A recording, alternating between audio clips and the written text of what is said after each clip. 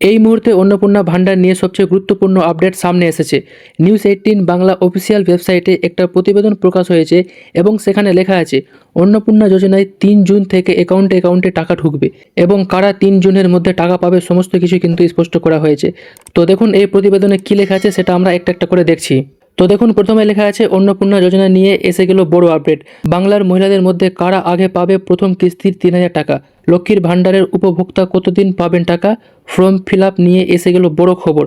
অন্নপূর্ণা যোজনা প্রকল্পের প্রশাসনিক কাজ শুরু হতে চলেছে আজ সোমবার, অর্থাৎ আজকের দিন থেকেই কিন্তু অন্নপূর্ণার কাজ কিন্তু শুরু হয়ে গেছে এবং ব্লকে ব্লকে কিন্তু এটা কাজ কিন্তু আস্তে আস্তে চলছে। তারপরে বলা হয়েছে নবান্ন সূত্রে খবর, সব কিছু পরিকল্পনা মাফিক এগোলো। আগামী 3 জুন থেকেই যোগ্য উপভোক্তাদের ব্যাংক অ্যাকাউন্টে টাকা পাঠানোর প্রক্রিয়া শুরু হবে। সেই কারণেই আজ থেকেই জোর করে চলছে প্রশাসনিক কাজ, অর্থাৎ 3 জুনে টাকা দেওয়া হবে, তাই কিন্তু কাজ কিন্তু তাড়াতাড়ি করে কিন্তু করা হচ্ছে। অন্নপূর্ণা ভান্ডার নিয়ে বড় সিদ্ধান্ত রাজ্যের। 22টি জেলার জন্য 22টি জোন সচিব এবং প্রিন্সিপাল সেক্রেটারি পর্যায়ে অফিসারদেরকে নিয়োগ করা হয়েছে এবং বিএলওদের যে কাজ আছে আপনাদের বাড়ি বাড়ি গিয়ে সেই ফর্মটা দেওয়া, সেই ফর্মটা তারা ভালোভাবে দিচ্ছে কি দিচ্ছে না তার জন্য কিন্তু নজরদারি করবেন আইএএস অফিসাররা। এর জন্য নবান্নের তরফে কিন্তু টার্গেট বেঁধে দেওয়া হয়েছে, অর্থাৎ 3 জুন থেকে অন্নপূর্ণা ভান্ডারে টাকা দেওয়া হবে, তাই কিন্তু একটা সরকার কিন্তু টার্গেট বেঁধেছে। তারপরে শুভেন্দু অধিকারী এটাও বলেছেন যে কেউ বিচলিত হবেন না, আমাদের কর্মীরা প্রত্যেকের বাড়িতে যাবেন, যারা ফর্ম পূরণ করতে পারবেন না তাদের হয়ে আমাদের লোকেরাই ফর্ম ফিল আপ করে দেবে।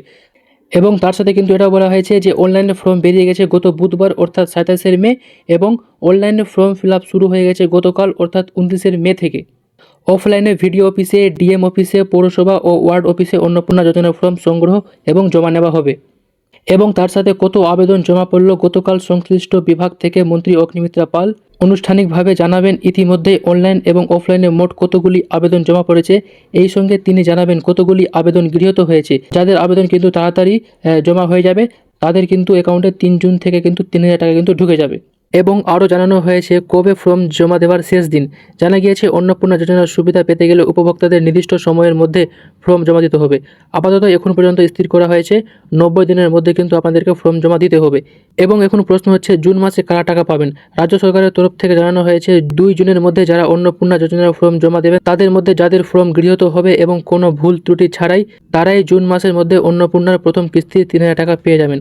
অর্থাৎ এই প্রতিবেদন থেকে স্পষ্ট বোঝা যাচ্ছে যে যারা 3 জুনের আগে কিন্তু ফর্ম জমা দিয়ে দেবে এবং যাদের ফর্ম স্পষ্ট ঠিক থাকবে তারাই কিন্তু 3 জুনের মধ্যে প্রথম কিস্তির টাকা পেয়ে যাবে। তো আশা করি ব্যাপারটা আপনারা ভালো করে বুঝতে পেরেছেন।